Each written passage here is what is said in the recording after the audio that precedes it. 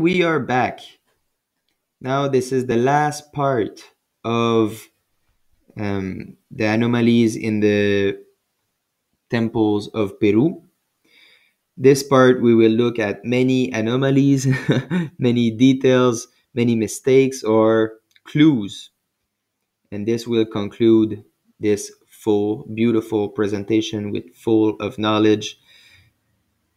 I just want to remind you guys that all you have seen in those 4 different parts are actually over a month of exploration in Peru.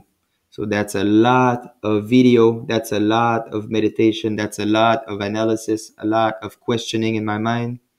And then I came up with those theories. In this video that we're about to watch in a couple of seconds, I'm explaining more in detail my theory about the knobs. Here on the left side of this video, you can see the concave knobs. You see they are going in the rock. And on the right side, we can see the convex knobs that are coming out of the rock. So let's watch the video. I will explain more in details my theory about the knobs. All right, look at this. You see the 2 knobs, convex, they come out. The same wall, the next stone, this one is coming out a little bit, but not that much. It almost feels as if it was the pressure from here that actually popped this out. But then when you come to here, there's nothing that is popping out, but we have something inside, a concave knobs. So would this be the explanation? This, whether they are concave or convex, they were holding a piece of wood, 45 degree, a stick, pop, pop, pop, just for the time of the construction. So we have something to hold a part of the wall. I think it makes a little bit of sense because look, this is not a knob, or it is, but you can almost feel that this is the pressure from here that popped this out. This one didn't have as much pressure, nothing. Those guys were probably done on purpose when they were molded. So you can have something, it's like an anchor, but you have a piece of wood that is going like this on the ground. It's just an hypothesis. Then we have some more over there. I've been walking this place, I would say 5 times now, because there's tons of clue. We can see inside, I can see different shapes. It's a very impressive place. So you can tell that, look, it's the same wall, 2 stones next to each other, and they have the different style of knobs. So that to me, it's actually an answer telling me that they had the exact same purpose, just different shape, different form, maybe the same builder, maybe the same mason, but different day, maybe the same day. I don't know exactly why they decided to use different shape, but that tells me it was for the same purpose because it's the same wall. Now, those are other anomalies and other details. The video on the right is very fun to watch and also tons of knowledge in that little video. But first, let's look at the image on the left. This is from Sacsayhuaman. This stone with those rectangles of different color is the only one with those features. I still don't know how this happened. I have an idea, but I won't share it here because I'm still not sure about it. But it has to do with I saw a construction site when I was in Cusco, guys working with concrete, and I saw the same thing. I saw the exact same thing. So it was very intriguing that at the same in the same country, but something very different. This is an ancient site. Then I go to a modern construction site and I see the exact same thing, but with concrete work. So maybe that gives you a clue that those are not natural stones and are probably artificial stones, also known as geopolymer. And then we have that little air bubble on the left that I just pointed out this detail. So maybe you guys can make up your theory. Then let's watch this video. In this video, watch how even before we start it, we can tell that this line is continuous. Beautiful line. The same line, but it's actually 3 stones. So how is that possible if they were cut with copper chisel? How would you be able to make the exact same line all the way? I don't know.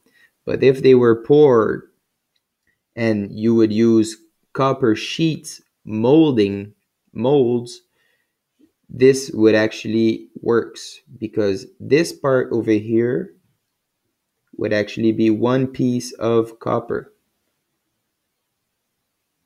That's why we see the exact same line. All right, without further ado, let's start the video. Look how this is the same depth. It starts at the same place. It follows the same line.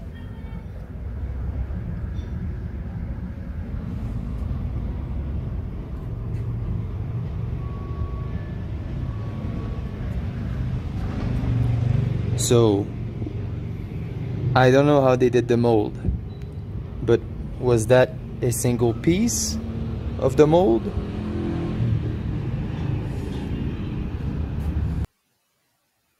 So you saw this line is continuous. It's the same line.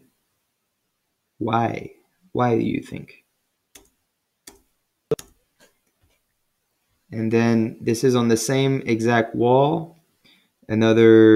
Some other air bubbles or weird mistakes or a defect. I don't know if the geopolymer recipe wasn't good or someone poked in the in the geopolymer when it wasn't dry. I don't know exactly about the left image, but I wanted to share with you guys because this was very unique on this wall. Now let's look at this video on the right. Again, you see the exact same line following over 2 stones. So it's not 1 stone, it's 2 stones. And what I'm about to explain here is how it's not perfectly flat. This is not flat. There's a little wave kind of. And then it's coming back and doing the bubble effect that I call. Let's watch the video. I don't know if you guys can see it, but this is not flat. So there's a little jump. It goes, I will exaggerate it, but it goes like this, flat, and then there's a little jump over here, and then it makes the bulge. So I don't know, can you see it like this? Like this you can see it. Look, whoop, whoop, whoop.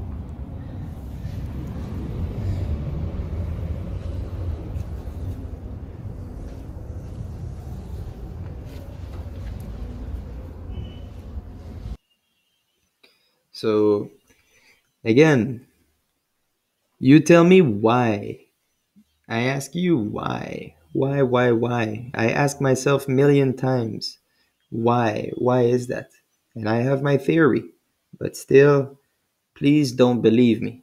Do your own research or ask me questions.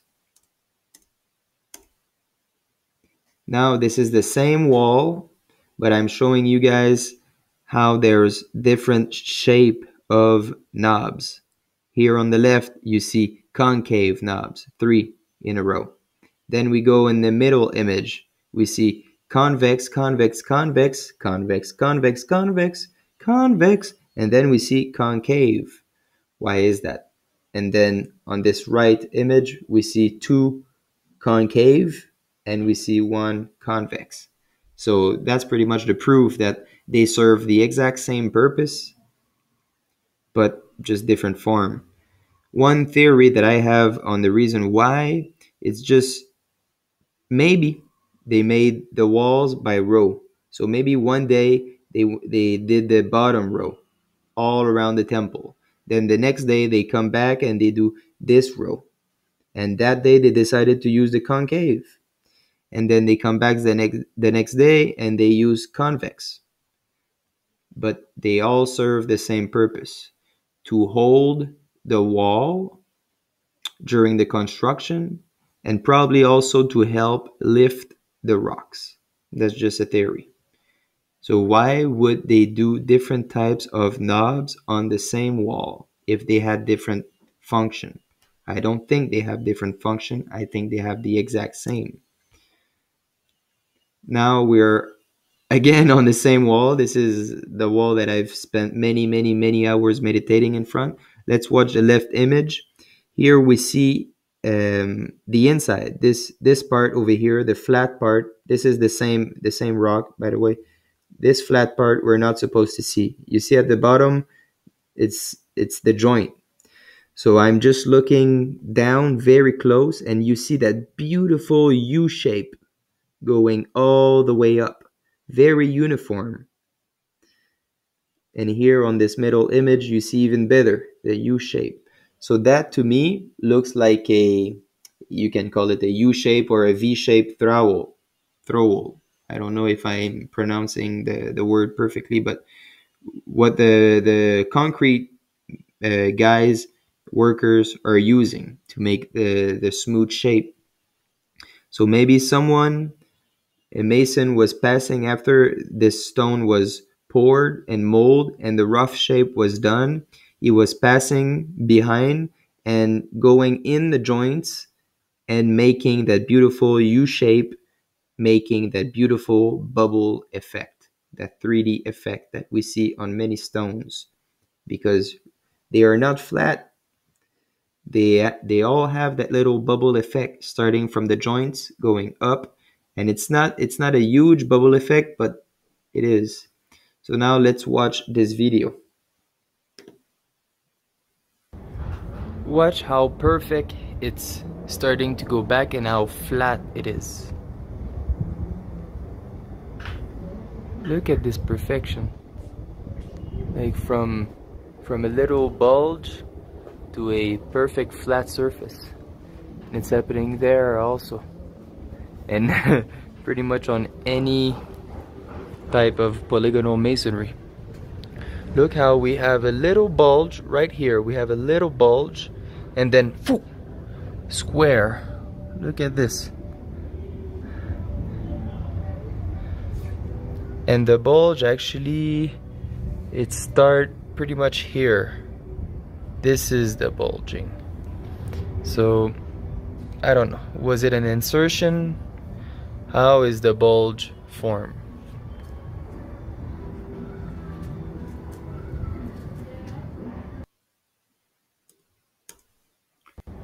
So now you see different anomalies. Now we are at the site of Kenko.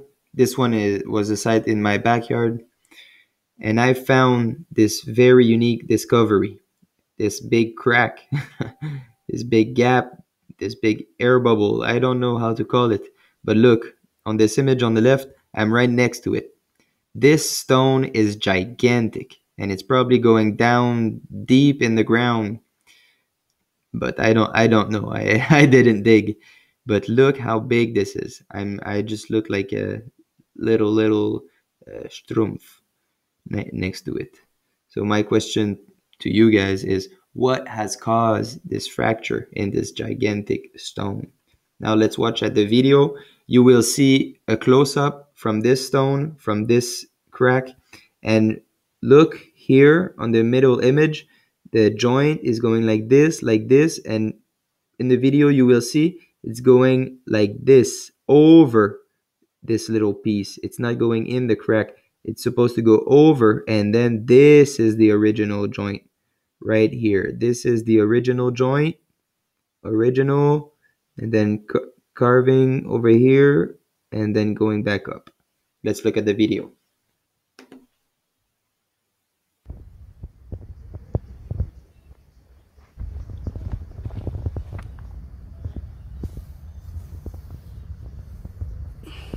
This is part of this gigantic rock.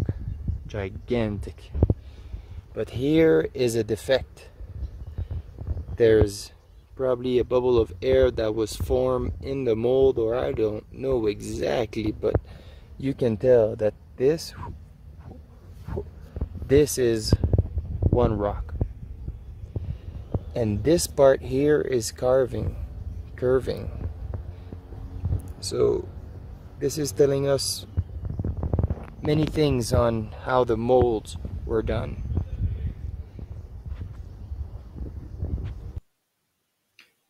So this maybe helped you to come up with your own theory of how they built those gigantic megalithics, polygonal structure, because those stones are gigantic.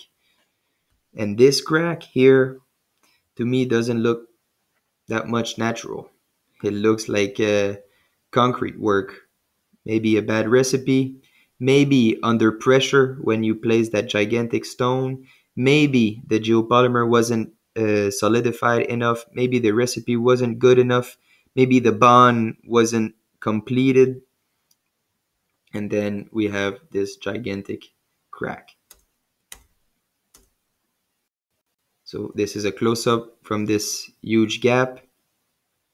You see here, this is the original joint going like this, then coming up here, and then going up like this, going up here, and then going up. We won't look at the video because we already saw it. So this was the 4 parts of this presentation called the anomalies of the Peru temples. Merci, thank you, gracias, sulpai, yuhum, bohotik, kamojjawi. Those are all language that I've learned in my 2 years after leaving Canada. I went in Nicaragua, I went Guatemala, I went Mexico, I went Honduras, I went Bolivia, and I went to Peru. And those, Sulpai is Quechua, Yuhumbotic is Maya Yucatec, y Camochawi is Maya Tzotzil.